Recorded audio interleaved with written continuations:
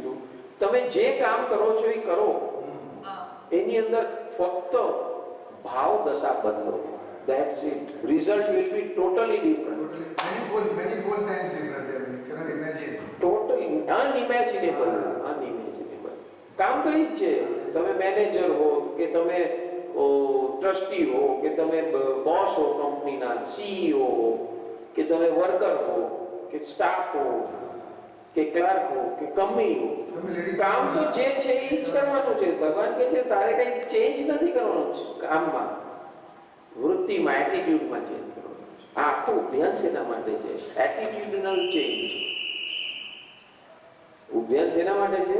Attitudinal, વૃત્તિમાં બદલાવ. તારી લાઈફનું structure છે એ સેમ રહે છે physically. Physical structure 9 to 5 job, yes, 9 વાગે ગયા, 5 વાગે નીકળ્યા, નો પ્રોબ્લેમ. પણ તું જે કરે છે, નોકરી પર જાય છે ને નોકરીમાં જે કાર્ય કરે છે એ કાર્યની અંદર પ્રભુની કૃપા અને પ્રભુ બનવું, એ લક્ષ્ય કરી અને લોકોને ઉપયોગી થવું. બોસનો ઇન્સેન્ટિવ મળે કે બોસનો ઇન્સેન્ટિવ ન મળે, બોસની હેસિયત નથી કે મને હરિયત બનાવી શકે. હું જ મારી જાતને હરિયત બનાવી શકું. કોઈ શેઠિયાની હેસિયત નથી કે મને હરિયત બનાવી શકે.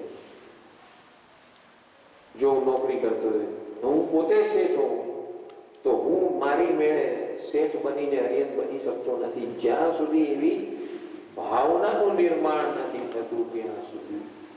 કે ભગવાને બહુ સ્પષ્ટ કીધું આપણા ઉદ્યાનની અંદર આ વિશેષ સ્થાનક શા માટે કીધું કે આ ઉદ્યાનનું લક્ષ્ય શું છે? તો કે આઈ વિલ એન્જોય.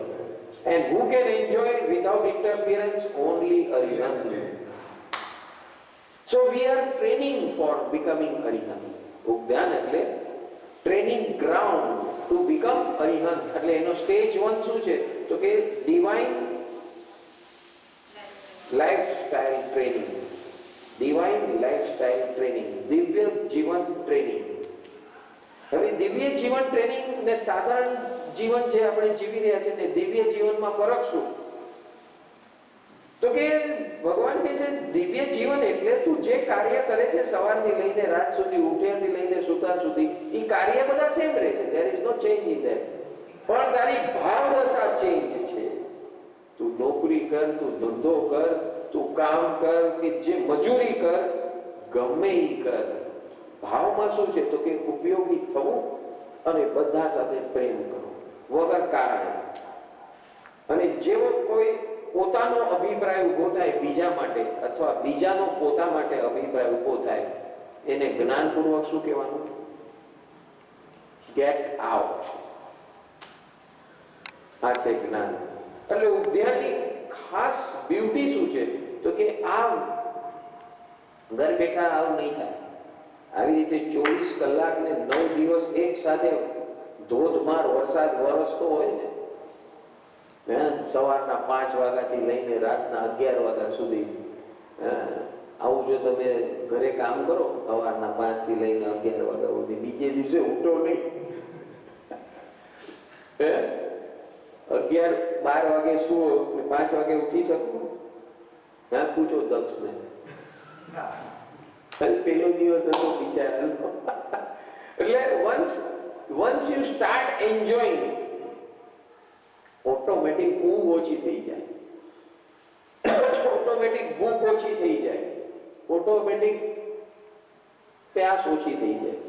શું કામ? આ ભૂખ, પ્યાસ ને ઊંઘ. હા, થાક ક્યાંથી પેદા થાય? સ્ટ્રેસમાંથી. સ્ટ્રેસ છે નો? તો કે વ્યાપનો, માનસિક વ્યાપનો સ્ટ્રેસ છે, બીજું કઈ નથી. કામ તમે ગધેડાની જેમ કામ કરો, બહુ ઊંઘની જરૂર નથી. ગમે ગધેડા જેમ કામ કરો, પણ માનસિક ત્રાસ વાળું કામ કરો તો એને તો 4 દિવસની ઊંઘે ઓછી પડે. ને તપેલા ભરીને ખાય ને તો એ ઓછું પડે. હવે સમજાય છે?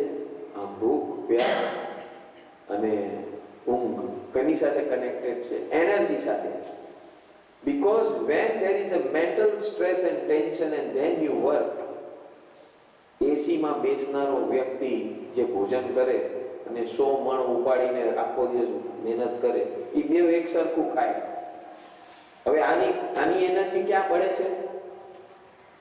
એસી કેબિનમાં બેસીને એનર્જી પાડે છે, હૈયા વરાળ કરી. મેં ઓલો વજન ઉપાડીને, પણ ઓલો વજન ઉપાડવાની કેલરી ઓછી પડે ને હૈયા વરાળ કરવાની કેલરી વધારે પડે, એસીમાં બેઠો હોય તો પણ. અને એટલા જ માટે એ તામસિક બને, ક્રોધી બને, ચીડચીડિયો બને. ઓલો મજૂર ચીડચીડિયો નહીં દેખાય. જ્યાં સુધી એને પણ માનસિક ટેન્શન નહીં હોય ત્યાં સુધી ચીડચીડિયો નહીં બને. ચીડચીડિયો માણસ ક્યારે બને? જ્યારે માનસિક ટેન્શન હોય, એને કોઈ પ્રેશર હોય ત્યારે ચીડચીડિયો. તો આ આખી સિસ્ટમ શું છે? ભગવાન બતાવે છે કે આ જ્ઞાનપૂર્વક. અને એટલા માટે મંત્ર અને જ્ઞાન બે વાક્યો, મંત્ર અને જ્ઞાન બે પિલર્સ આપ્યા ઉપધ્યાનની અંદર. મંત્ર અને જ્ઞાન આ બે ભંજન સાથે થવા જોઈએ. ખાલી મંત્ર નહીં ચાલે, ખાલી જ્ઞાન નહીં ચાલે. કારણ કે ખાલી જ્ઞાન હશે તો શુષ્ક બની જશે, ડ્રાય બની જશે. અને ખાલી મંત્ર હશે તો ક્રિયા બની જશે. એટલે મંત્ર અને જ્ઞાન જ્યારે ભેગા થાય તો ભાવનો ન્યુક્લિયર બોમ્બ ફૂટે. અને ભાવનો ન્યુક્લિયર બોમ્બ ફૂટે એટલે આ દુનિયાની કોઈ તાકાત એની સામે ઊભી ન રહી શકે. That is the beauty of this Upadhan and ભગવાન્સ formula to become Arihant. Namo